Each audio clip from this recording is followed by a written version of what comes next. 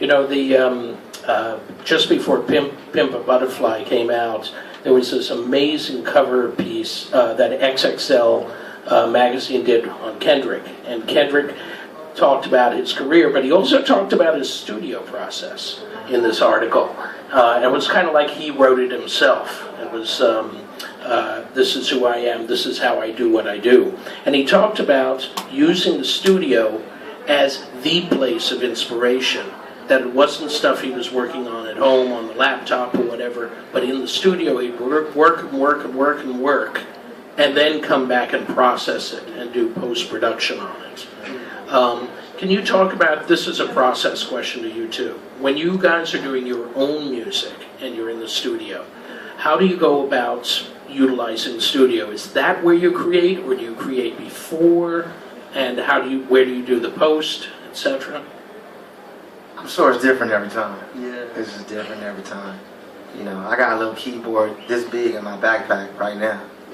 And a laptop. Yeah, so, you know, if it's never no place that it's going to happen. It's just, you know, it's kind of like when you meet a lover. You know what I'm saying? You don't know where you're going to meet the person you're going to be with for the rest of your life. Or for that night. You don't know where you're going to meet them. So same thing with music with me. You know, you just don't know. It's just, if it happens, but you're prepared because you got a laptop. So stay ready. My phone, I have just the voice memo section is like 150 song ideas, and some are like a 3-minute thing with a verse, pre-chorus, and a chorus, and some are just me recording like the luggage belt at JFK Airport, gate D. Baggage claim D, it's like the funkiest. Yeah, it's like, and it's just over and over every day. They haven't fixed the shit in like 6 years. Or like, this is for real? Yeah, or this, when I was in Cuba in January, I heard this on the street. Oh, wait a second. It's not super flashy, but it's just beautiful stuff. It's a guy selling fruit on the street, but that sounds like a track. At some point, it's really,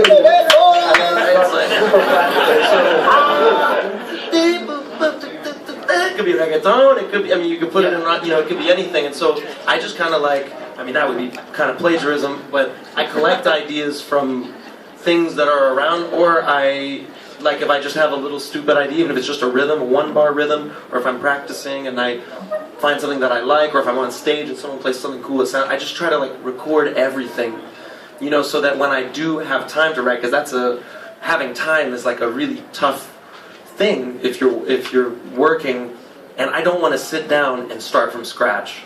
I don't want to be like, just trust the muse to descend upon me in my 45 minutes in between sound check and a gig. I want to have like a catalog of stuff that I can pull up and say, what inspires me right now?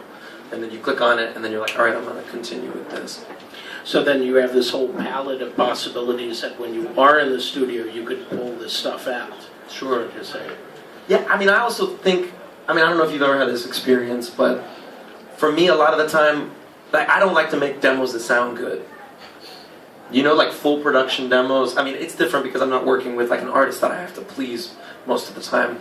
I try to make demos that are really bare and super raw, so that I'm not going into the studio trying to recreate something that worked on my laptop or on my MIDI controller, or in my basement or in my bathroom, because to me the sound and the part are always connected.